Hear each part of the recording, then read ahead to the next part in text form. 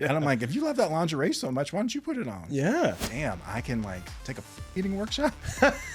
And so that's why there is this like post-nut clarity where people are like, burn it. Yeah. And I really like feet. And you don't. Yeah. What do we do? They were moving in the same direction. So they were doing this rather than pulling out and coming together. Now, like, I just get like face by my husband and it's dope. Incredible. This episode of Primary Care is sponsored by Regiette Health. More than just an ED treatment. Thanks for taking some time to come chat with us.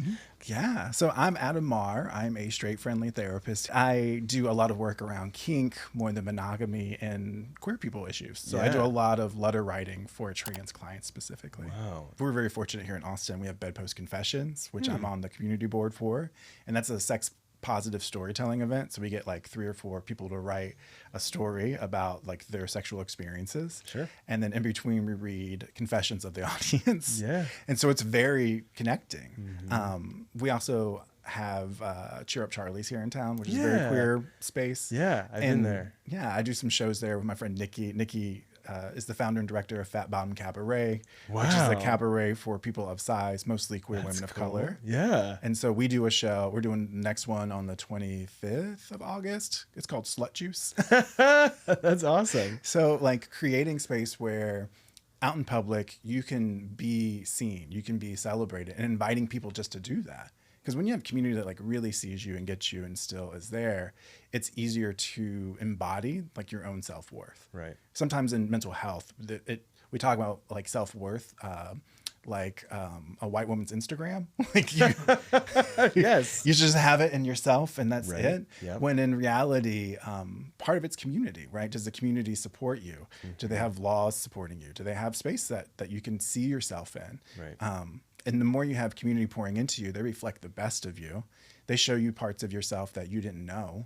And from that, you can grow and get lifted up and then lift the community back up. And it just goes on and on. Right. And that's, I feel like, why we see a lot of this legislation getting introduced to try to limit that, because there is growing power with our representation being really more than ever, right? Social media, television, movies, and then queer spaces are increasingly, growing. And so they have to try to limit us any way they can. Yeah. And it's wild. It's wild. I love doing relationship work with straight people because it's the easiest money I ever make. Please tell me what they come to you to complain about. So one, I don't know if you know this, there's a lot of sexism in sex. Okay, well, I would assume. I can imagine. So it's because we don't talk about female pleasure. Never. So they never masturbate. Yeah. Absolutely not. So none of that's happening. So like they're coming in being like, we don't know what's up. And we start breaking it down like that. Yeah. And teaching really basic queer concepts, like how to hold space. Yeah. So essentially to be like, hey, I care about you. You're having a rough day. What would feel loving and supportive today? Yeah. Which is real basic. But when, you have people who are not taught to think that way or navigate the world that way, it seems really foreign. Yeah, and you would think that other straight people would catch on that this is probably a problem for them and their counterparts and want to say, hey, maybe we need an adult sexual education because clearly it's not happening in school. Clearly we're not getting it anywhere else, and it's affecting our relationships. Maybe instead too, like, maybe sex is not just for reproduction, and maybe, we should consider the fact that this is a huge part of socialization and it's going to keep happening. So yeah, pleasure is not a problem. That's the issue though, right? Is that we've been taught, I still, and that's why I wanted to get in touch with you later about when I want to continue on the straight topic for a little bit longer about the shame that is plastered onto sex, especially for women. So I'm sure you see a lot of women feel powerless in their sexual relationship, especially if they have a dominant partner who is not willing to, listen to them or to try and understand where they're coming from. So how do you navigate when the partner is like not on the same board? Yeah. So I think of working with people with privilege. That's how I'm going to frame this. Yeah. You kind of have to speak to where they're at. Right. So, I'm like, look, dude, I know what the fuck's up because I was raised like you. I was raised to be like you. Right. We were groomed to be just like you. It didn't work. But no, it did not. they just sort of tried it. But it's like I know that he's feeling isolated and lonely. Sure. And like for that guy, likely the only intimacy he's getting is through his partner and they're not having sex. Right. So he doesn't know how to ask for support. He feels isolated and alone. He feels out of control. He's just hurting. Yeah. And if I tap into that, then there can be some vulnerability. Right. And then we can start to shift things. We can talk about what is it like to talk about sex in a more knowledgeable way, right? Because most people go, oh, well, she never wants it. And I'm like, okay, dude, I'm not there. What's it? Yeah. And they're like, oh, I mean, and I'm like, exactly, dog. Like, you are making her the problem, right, when you can't even sit here and tell me what you want sexually. Wow. So let's first go inside of yourself and think about, like, what do you fantasize about? What do you turn yourself on for? Yeah. What do you want? Right. And then, like, how to invite someone to join you in that space. In kind of more monogamous, heteronormative world, it feels like you're owned, right? Yeah. Like, well, we're married. This is what we do. I throw this lingerie at you, and like we go. Yeah. And I'm like, if you love that lingerie so much, why don't you put it on? Yeah. Like, right. I'm sure that is quite a concept for them to think about. It busts some people up. I think a lot of it too comes down to just curiosity, okayness with being curious, sure, without knowing. Yeah. So the research on cunnilingus, you're gonna love this, shows that most men who don't do it say they don't do it because they don't know what they're doing. Wow. And they're too scared to ask. Right. And I'm like, bro, you got like the fucking owner's manual right there. Just be like, does what this feels work for you? good? Right. Yeah. And literally so many sexologists make content. Like, you can pay to take a class on how to, like, please a partner with a vulva. Right. It's not hard. Right. But when you're used to having all that privilege and things being for you, the idea of, like, damn, I can, like, take a pussy eating workshop.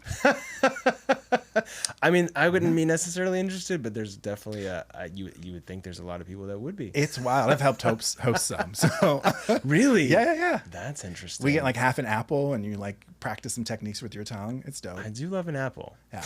And I mean, really, biologically, vulvas and penises are pretty similar. Right. So That's there's true. a lot of crossover. Exactly. Like the sensitive areas and the pleasure points are all anatomically relatively sensitive. You just kind of got to open it up a little. Yeah. You just got to build that tongue up too. Ha, ha, ha. Yeah, sometimes I get into the wrong feed on Twitter and I see a lot of that. Oh, Twitter. I mean, Twitter's really just porn these days. Let's be honest. I mean, I'm here for ethical porn, right? Like, yeah. Have we had this conversation? No, on the but we podcast? should definitely talk about ethical that. porn. Yes. Yeah. So porn where, one, it is like paid for. Yes. So most people are getting porn for free. Yeah. And the problem with that is you're not paying the people you want to watch. Right. So how are they supposed to make money? Exactly. So ethical porn is paid for. Everyone's there having a good old time. It's Right. enthusiastic. And then, to me, you get to see variations, stories, fantasies beyond this limited scope of what it could be. Right. There's a company in town called Afterglow. And they made a porn. They gave me like a free login because I'm so sexy. And they have a porn out where it's a very pregnant woman on a hot day, like in a bodega, and she like encounters this guy, and they like go into like a little broom closet and have a moment. Yeah. And I was like, this is so amazing because like it's just casual but like real, right? Like, here is a person who would not usually be eroticized by most folks, right, having pleasure in this moment. And that is dope to me. I agree. I wonder if I'm sure there's like a specific group of people who are specifically looking for that type. But I wonder if you can name it, they are looking for it. I wonder though, like what that type of exposure to a woman who is pregnant, who maybe their partner is like, let's not bang until the baby's out, which happens. Yep. What they would think, what is, because that's a whole another topic of like sexuality during pregnancy. Like, I'm sure it's quite an interesting. Do you see people or that are trying to figure that out while pregnant? Sometimes, and then usually afterwards, like they're trying to figure out, how do I have pleasure again? Because they're like, what used to work for me does not work. Right. Yeah. And now I got to figure out like, what is my sexuality? Yeah. Interesting. One of my good friends did a piece for Bedpost where she talked about her G-spot moving to the back of her throat. She's like, now like I just get like face fucked by my husband and it's dope. Incredible. Yeah. Some people like it. Yeah. I mean, when we are open to all the ways we could feel good, true, there's a lot of things you could enjoy. Yeah. So on that topic of being open to all things that feel good, how many queer people do you see that come to you because of shame that is associated with sex? So with sex, probably most people I think are feeling some form of shame. Even straight people as well, I'm sure. Yeah. But who cares about them? Right. Just give them their time. This is our time. It's our time, damn it. No, so a lot of that is one, looking at how we think about pleasure and what's pleasurable, because there's a lot of stigma around things. So fetishes is a great idea, right? So people are attracted to abs. Abs have nothing to do with sex, right? But socially, yeah, it is an acceptable fetish. For sure. People are attracted to feet. Feet have nothing to do with like procreation, right? And that is not as socially acceptable. So people are like, what? Yeah. How could this be? And I'm like, it's just another part of the body that people fetishize. That's it. Right? Exactly. People like smiles. What are smiles? They're just head bones. Perverts. Right? It's true. It's the whole topic and the whole term pervert is so interesting to me because it's so what is in fashion, what is not. Yeah. Literally the term is representing what is okay for the time. Yeah. And Bizarre. It's wild. Because when you ask people about kink, yeah, if you ask if they're kinky, most people will say no. Yeah. If you ask about specific behaviors, have they ever fantasized about doing them? Have they ever done them? Right. Do they plan on doing them? Right. Then you get a lot more yeses. And it's like, okay. So everyone's here wanting a little bondage. Yeah. But you don't want to be labeled as kinky. For sure. You know, it's interesting. I often wonder because of my upbringing, you know, religion is tightly wound into sex. And so I have a lot of shame after sex, even with my partner who I've been with for 4 years, you know, and it's not like debilitating, but it's more so like these thoughts that come into your head and they're much quieter than they used to be, but they're still there. They're like, you know, you guys aren't married. You know, it's for real though. I mean, it's just those thoughts that I'm able to quiet and avoid for the most part, but they're still there. There's still a thought that you have, you know, enjoyed pleasure, so something must be wrong. Yeah. Pleasure, something's wrong. That is the shame of religion for sure. For sure. The idea that like what is pleasing and good is somehow bad. Exactly.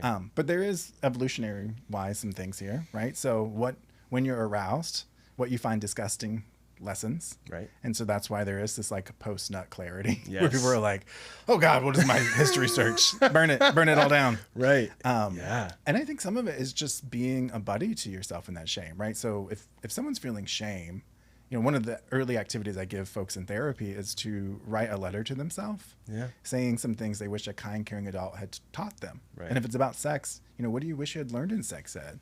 How to have appreciation afterwards, how to see yourself as worthy of love and pleasure, and to understand the systems that profit off of you feeling less than, to feel shame. Yeah. I wonder if we took a group of adults, especially maybe, let's say the PTA, and we asked them at a school, what would you write to your former self about sex?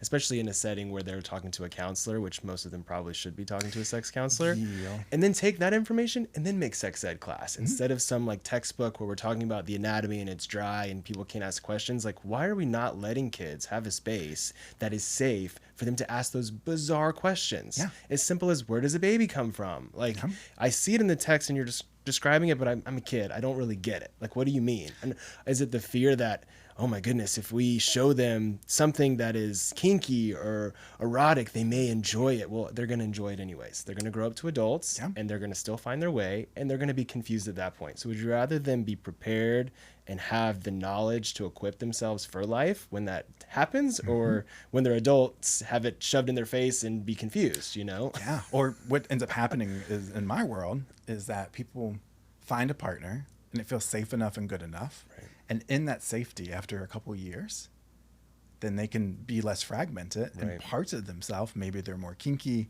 maybe they're more queer, maybe they're more than monogamous, start to come to the surface. And it's like, oh, fuck, I now have a mortgage or a kid with you, and I really like feet. And you don't. Yeah. The fuck do we do? Right. And so I'm like, what a lovely problem to have. It shows that y'all have built this security. Right. There is a nonprofit called Unhushed. I'm on the board. And they teach inclusive sex ed from like kids to young adulthood, right? When you're kids, people, again, the hubbub that people create, they're like, what do you tell kids about sex? You teach them bodily autonomy. Like, no one gets to hug you unless you say that's okay. Exactly. Basic stuff. Yep. And then as we get older, right, like young adults, they need to negotiate things for themselves. Like, you know, you can tell people you have to have safe sex, but have you ever bought a condom before? Right. If you don't know what that experience is like, it's going to be challenging. It can feel scary. It can feel really isolating. Hey folks, my podcast Primary Care is sponsored by Rougiette Ready, the latest pharmaceutical advancement in erectile dysfunction. This is a sublingual compounded treatment using 3 ingredients, sildenafil, tadalafil, and apomorphine, and it works up to 5 times faster than pills and chewables. We give you a promo code Primary Care for 20% off your first order and free shipping. Now, let's get back to the content. Yeah, I remember at like 12 or 13, the first time I saw a condom in a bathroom at a gas station. And the little dispenser and I was like, what is this balloon type thing? Why? And then I started to realize they were in a lot of gas stations, and I'm like, what is going on? Why are these in a gas station? Is it a secret? Is it bad? Do people do it in privacy? And then I started piecing together, all of the things by, internet searching and realizing that this is where, you have to go to a men's bathroom in a drugstore or a gas station to buy a condom because that's where you feel safe. Yeah. Like, this is not good. It's why am I wild. 13 and not knowing that? Yeah. Well, You so much of it is people's own uncomfortableness with sexuality. Right. So like, I don't know how to talk about this stuff. My family didn't know how to talk about this stuff. Yeah, me You just too. hope people figure it out. Exactly. But that doesn't seem to be working so well. No, I was in supervision one time. This is a long time ago. And my supervisor was sharing this couple who were Mormon. And so they waited until they got married and they called in because they were not having great sex. They were moving in the same direction. So they were doing this rather than pulling out and coming together. Right. And that was like one session sex therapy to be Wow. like, yeah. Simple. But because of probably their religion and the lack of access to resources, they can't just go online to search it because that would be pornography, which is something that's not permitted for them. Yeah. So they're really kind of trapped in a bubble there of misery until they reach out to hopefully someone like a resource that they were able to find that they were comfortable with, that was allowed in their, I guess, religion or what was allowed under the roof of safety for Mormons. Oh my goodness. It's a whole different podcast episode. Yeah, for sure. And so how do you work through some of this shame? I think writing a letter is definitely a great first start. And I think anyone out there listening, if they haven't just taken a moment to write themselves a letter about anything that they're bothered about or anything they're going through, I think can be really beneficial. I've done that for myself. What are some other tips maybe people could, that they're dealing with shame right now? I love community stuff, right? So go to a burlesque show. Yeah. Just allow yourself just to be in it and just witness it. Because when there's community, then it's like, oh, I'm not alone in this. Right. This is what's up. A lot of people in our community, they might explore kink like through apps, but they maybe haven't been to like a play party, which is a whole different vibe. Right. So like one is like you go to someone's house and they just have like a bunch of kinky fun stuff to play with. Right. A play party is like, dang, here is a space where consenting adults are going to explore pleasure. Yeah. And just going and being a witness can be really eye-opening and help one with like anything you might feel about your own body. Right. To see people of all shapes, sizes doing all sorts of fun activities. Yeah. To see the variation of pleasure that's out there. Because if you can think it, someone is already doing it. Yeah. And just that community piece is it invites people to internalize it and feel a sense of radical self-love, what we might call pride. For sure. For sure. Do you think it's possible for people to be sex positive and embracing those ideas and teaching them and be themselves monogamous and avoid those spaces? Sure, yeah. Okay. So people can do anything, right? Sure. what I'm here for is in sex positive world, it can feel like if you're not out there like fisting on Friday, then you're not like doing it right. When really it's about like, is it okay for you to be yourself? Right. So if the thing that you like most is missionary deluxe, Right. great. I'm so glad that you've realized about you. Yeah. And it's going to be a great time for you and the person that you're with. Right. The issue I take is when people don't challenge preconceived notions of what could be there. Yeah. So it's more being open. It's kind of like this openness. Yeah. And, there's things I don't want to like take part in. I can still be curious about because again, slut.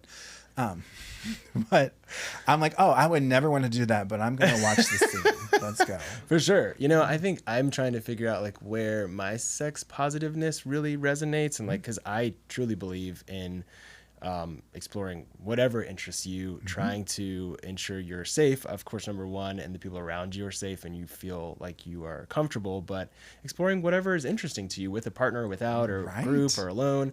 But for me, I'm quite shy and I really don't my sexuality doesn't really draw me towards other people so much. I'm monogamous with my partner now 4 years, and I personally, though, my sex positivity comes more like on social media, which is really funny because I've kind of repressed a lot of my femininity and my gayness for so long, and now that I'm able to kind of be employed by myself, and even as a physician, I've always felt like, oh, you can't do this, you can't show too much skin, but I've always kind of like the idea of working hard on my body and kind of like showing off. And I know that's kind of strange for people to understand. I mean, that's called being an exhibitionist. Yeah. So I would say I'm a bit of like a social media exhibitionist in a way. And that's kind of something I'm trying to navigate, because it's weird because in my personal real life, that's really not me. It's almost still kind of like I'm putting it in a box, but it's where I feel the most comfortable to deliver that type of material and express myself that way. Does that make sense? Yeah, let's keep it real. There's a lot of things we like in fantasy we don't ever want in reality. Right. Right. In fantasy, I'm like, drill me up against the wall. And in reality, I'm like, bitch,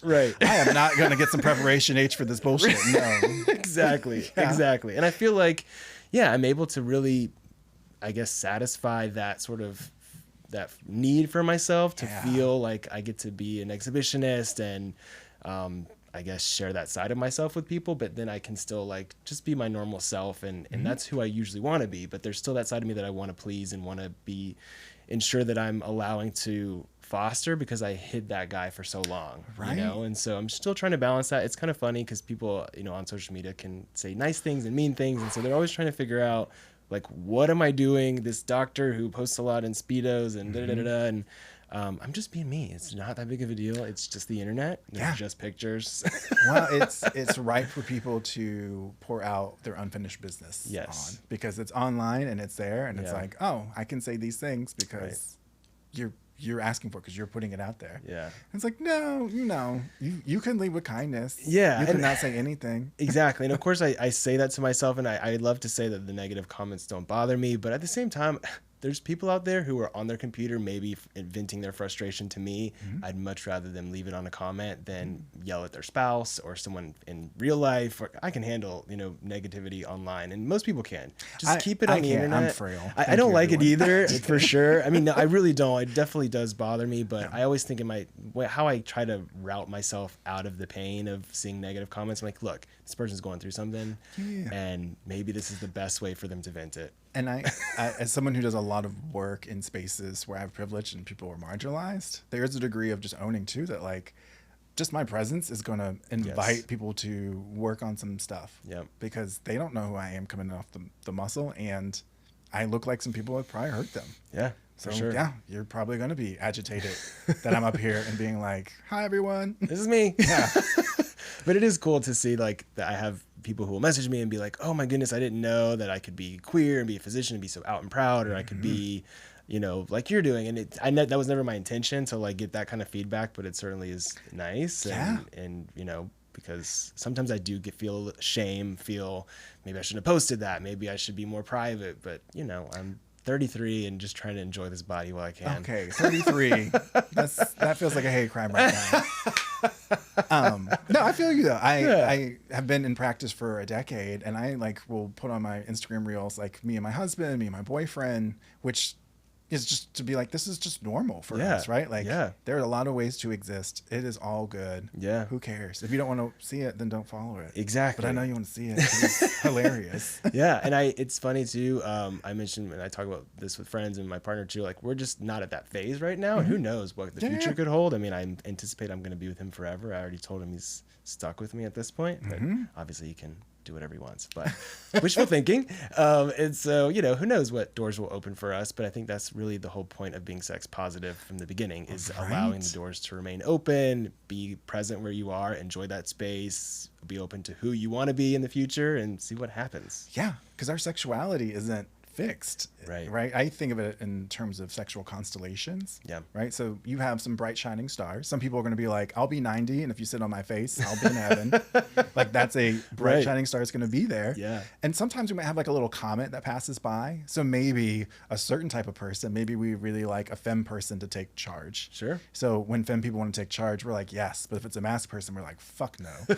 And then some things, we can have sexual healing through. So I think about our kinks, fetishes, sex can be healing in ways that we aren't even aware of when we're doing it. Right. And once we've accomplished and had this like corrective experience, then we might no longer want that thing. Yeah.